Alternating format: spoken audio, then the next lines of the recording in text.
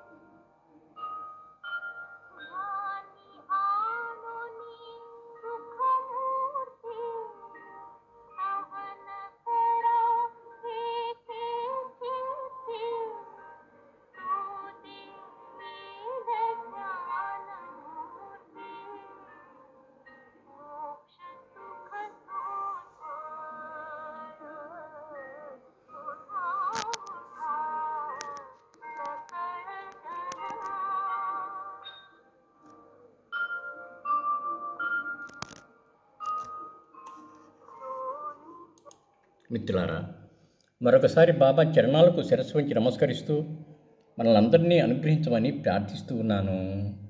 వారు మన ప్రార్థన ఆలకిస్తారు, మనల్ని అనుగ్రహిస్తారు. శ్రీ గురు చరణం శరణం శరణం శరణం శరణం.